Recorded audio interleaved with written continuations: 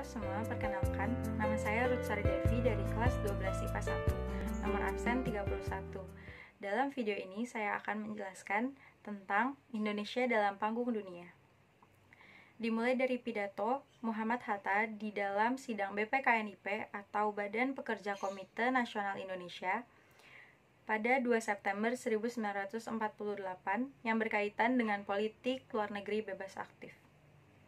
Politik luar negeri bebas aktif adalah politik luar negeri yang pada hakikatnya bukan merupakan politik netral, melainkan politik luar negeri yang bebas menentukan sikap dan kebijaksanaan terhadap permasalahan internasional dan tidak mengikat diri secara priori pada satu kekuatan dunia serta secara aktif. Hal ini dilatar belakangi oleh munculnya dua blok besar, yaitu blok Barat dan blok Timur.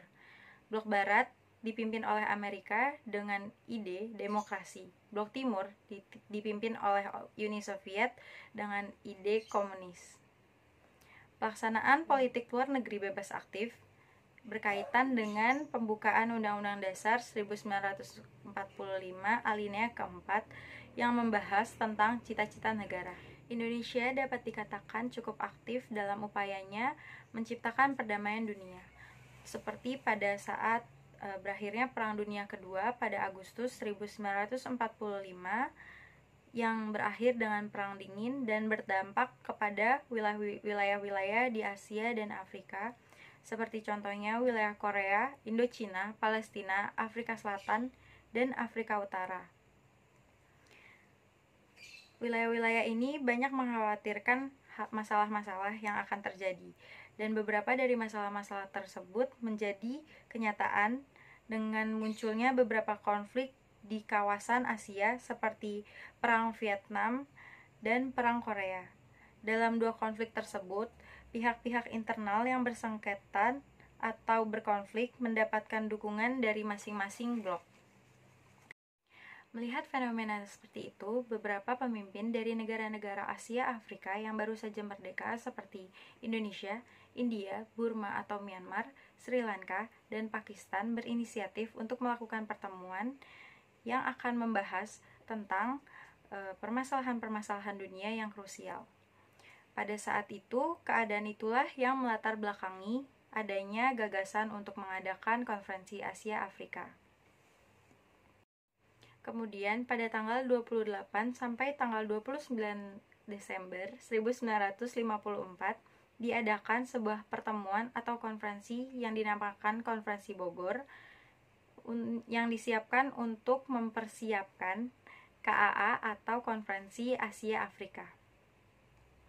Pelaksanaan Konferensi Asia Afrika dilaksanakan pada tanggal 18 sampai 24 April 1955 di Bandung, Jawa Barat, memiliki agenda utama untuk menyatukan pandangan dan kerjasama negara-negara Asia Afrika.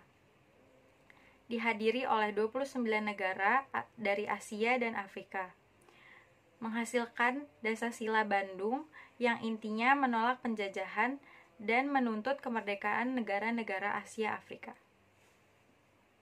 Kemudian ada pula yang dinamakan Gerakan Non-Blok.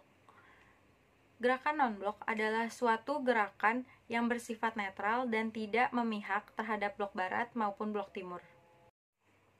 Hal ini juga salah satu akibat dari perang dingin antara blok barat dan blok timur yang menimbulkan kekhawatiran para pemimpin dari negara-negara dunia terhadap keadaan dunia pada saat itu. Maka dari itu, ada 5 negara yang mempelopori gerakan non-blok, yaitu Indonesia, India, Yugoslavia, Mesir, dan Ghana. Peran Indonesia dalam gerakan non-blok ini adalah yang pertama sebagai pendirinya atau pelopornya, kedua penyelenggara KTT ke-10 GNB pada 1-7 September 1992 yang diketuai oleh Presiden Soeharto. Dan yang keempat adalah Jakarta Message. Eksistensi dari gerakan non-blok setelah Perang Dingin adalah 1. Kerjasama ekonomi, 2. Pengentasan kemiskinan, 3. Lingkungan hidup. Namun, pada abad ke-21 ini, Gerakan non-blok berfokus kepada 1. Terorisme, 2. Pelucutan senjata, 3. Konflik intra dan antar negara, 4. Dampak globalisasi di bidang ekonomi dan informasi teknologi. Dalam upaya menciptakan perdamaian dunia, Indonesia juga mengirimkan pasukan militer dalam kontingen Garuda, atau yang disebut juga dengan misi Garuda, untuk membantu menyelesaikan konflik di berbagai wilayah atas perintah PBB. Tujuan misi Garuda adalah mewujudkan perdamaian dunia dan keamanan internasional. Ada dua hal yang melatar belakangi misi Garuda ini. Yang pertama, pada tanggal 26 Juli 1956, terjadi konflik di daerah Timur Tengah mengenai nasionalisasi terusan Suez antara Inggris, Prancis, dan Israel yang menyerang Mesir. Dan yang kedua, pada 5 November 1956, PBB mengambil tindakan untuk menjaga perdamaian di Timur Tengah dengan membentuk United Nations Emergency Forces, atau yang disingkat sebagai UNEF. Nah, seperti yang kita tahu, peran Indonesia dalam misi Garuda ini adalah mengirimkan kontingen Garuda atau KONGA ke berbagai negara yang berkonflik, seperti ke wilayah Timur Tengah, Indochina, Balkan, Afrika, dan Eropa Timur. Setelah hal-hal itu, terjadi Deklarasi Juanda. Deklarasi Juanda dilatar belakangi oleh Peta Ordonasi 1939 yang meyakini bahwa batas laut Indonesia hanya 3 mil, sehingga tidak mengakomodir luas laut Indonesia secara penuh. Pada 1 Agustus 1957, Muchtar Kusumaatmajaya merancang dasar hukum laut dengan memberikan gambaran tentang asas archipelago. Pada 13 Desember 1957, Perdana Menteri Juanda akhirnya mengumumkan Deklarasi Juanda. Dalam isi Deklarasi Juanda menyatakan bahwa batas laut teritorial Indonesia adalah 12 mil, yang dihitung dari pantai atau garis pantai terluar Pulau Indonesia. Namun, respon internasional terhadap Deklarasi Juanda ini kurang baik, karena mulanya Deklarasi Juanda tidak diakui secara internasional. Kemudian, pada tanggal 10 Desember 1982, pada konvensi PBB ketiga di Jamaika, PBB akhirnya menyetujui adanya negara kepulauan sekaligus mengakui Deklarasi Juanda. Pengesahan Konvensi Hukum Laut ada dalam Undang-Undang Nomor 17 Tahun 1985 pada 31 Desember 1985 dan mulai berlaku secara internasional sejak 16 November 1994.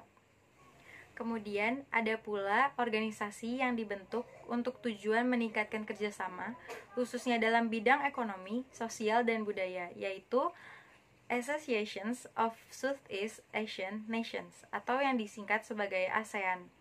ASEAN ini adalah organisasi yang menaungi negara-negara Asia Tenggara. ASEAN dibentuk pada tanggal 8 Agustus 1967 di Bangkok, Thailand, dan dipelopori oleh 5 tokoh, yaitu 1. Adam Malik yang mewakili Indonesia, 2. Tun Abdul Razak yang mewakili Malaysia, 3. S. Raja Ratman yang mewakili Singapura, 4.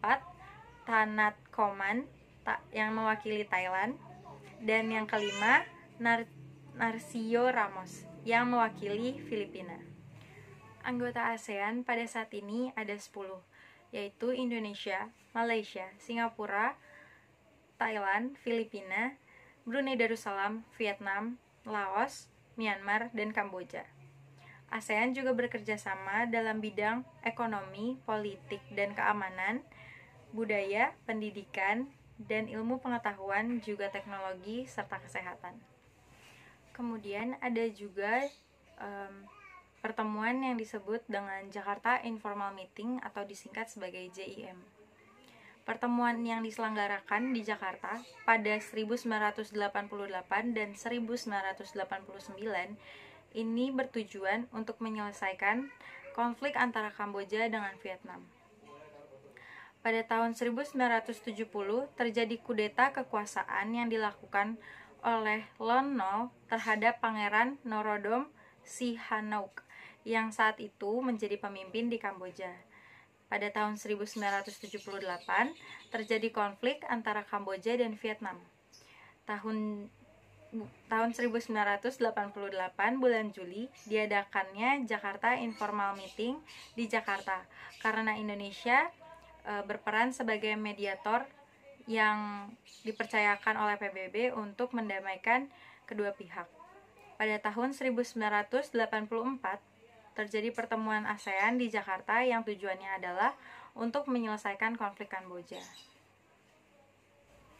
Kemudian dilanjutkan pada bulan Februari 1989 diadakan Jakarta Informal Meeting yang kedua. Kemudian tahun 1989 dilaksanakan Paris International Conference atau yang disingkat sebagai PIC di Prancis dan menghasilkan Supreme National Council atau CNC. Tahun 1990 dilaksanakan pula Informal Meeting on Cambodia atau yang disingkat sebagai IMC di Jakarta.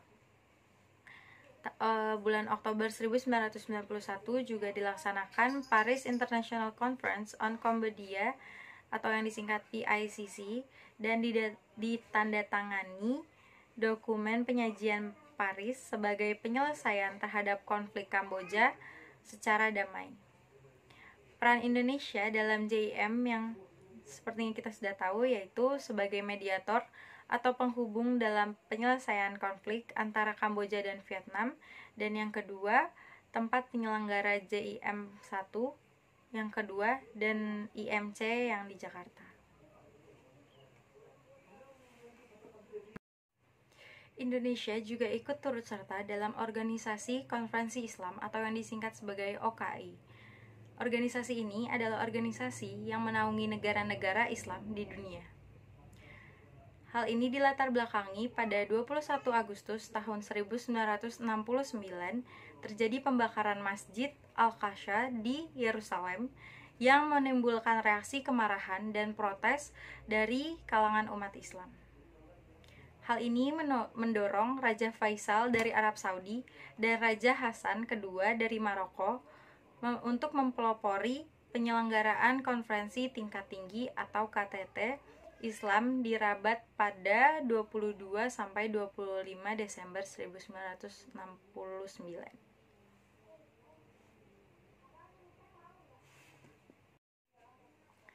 Pembentukan konferensi tingkat tinggi di Rabat pada 25 Desember 1969 menghasilkan deklarasi Rabat dan pembentukan organisasi konferensi Islam atau OKI. OKI sendiri beranggotakan 57 negara Islam atau negara yang mayoritas penduduknya adalah Islam.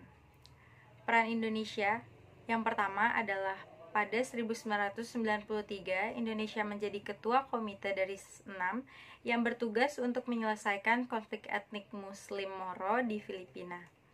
Yang kedua, pada 1996, Indonesia menjadi penyelenggara konferensi tingkat menteri ke-24 KTM di Jakarta. Pada 2008, dalam KTT OKI ke-11 di Dakar, Senegal, Indonesia mendukung pelaksanaan OICS 10-Year Plan of Action. Dan yang terakhir, Indonesia memberikan kontribusi dalam reformasi OKI sebagai wadah untuk menjawab tantangan abad ke-21. Sekian dari saya, terima kasih telah menonton, semoga bermanfaat.